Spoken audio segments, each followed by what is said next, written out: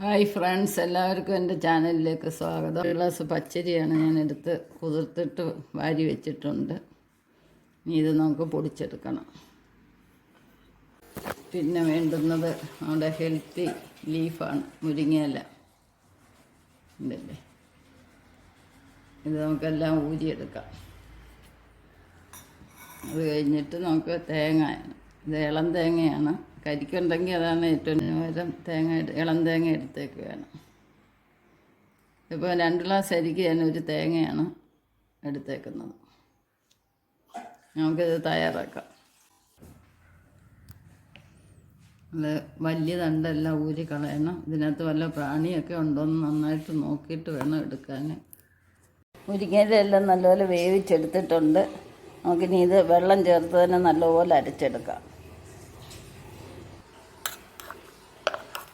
ഉണ്ടല്ലേ, നല്ലപോലെ അരച്ചെടുത്തിട്ടുണ്ട്. നമുക്കിനി ഇത് അരിമാവിൻ്റെ കൂടെ ഒന്നുകൂടെ ചേർത്ത് അരച്ചെടുക്കാം. ഉണ്ടല്ലേ, ഇതിൻ്റെ തരി എന്തെങ്കിലും ഉണ്ടെങ്കിൽ അരിച്ച് തന്നെ എടുക്കണം. എല്ലാം ചേർത്ത് അരച്ചെടുത്തിട്ടുണ്ട്. കണ്ടില്ലേ, ഒരു നല്ല പച്ച കളറാണ് മാവിനുള്ളത്. ഇത് നമുക്കിനി ഒരു പാത്രത്തിലോട്ട് ഒഴിച്ചെടുക്കാം. ഇതിൻ്റെ ഭംഗിയെ കാണാൻ, ഈ ഭംഗിയൊക്കെ കാണുമ്പോൾ കുട്ടികൾ തന്നെ ടേസ്റ്റ് ചെയ്യാൻ വെക്കാം. അവിടെ മാവെല്ലാം പൊന്തി വന്നിട്ടുണ്ട്, കണ്ടില്ലേ. അപ്പം നല്ല പച്ച കളറിലുള്ള ഒരു പൂവപ്പമാണ് ഇന്ന് ഉണ്ടാക്കാൻ പോകുന്നത്.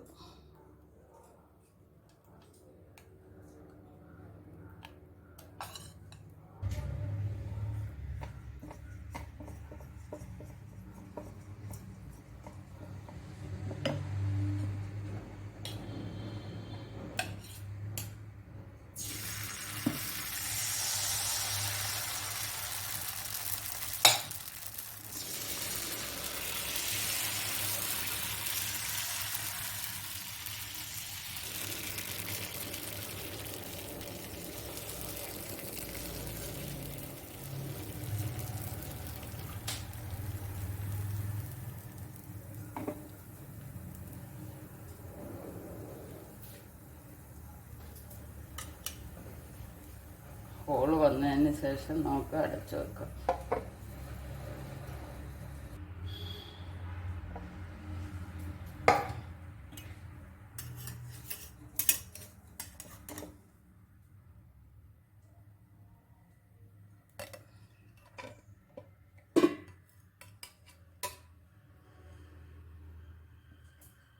ഇനി ഇതുപോലെ നമുക്ക് എല്ലാം ചുട്ടെടുക്കാം.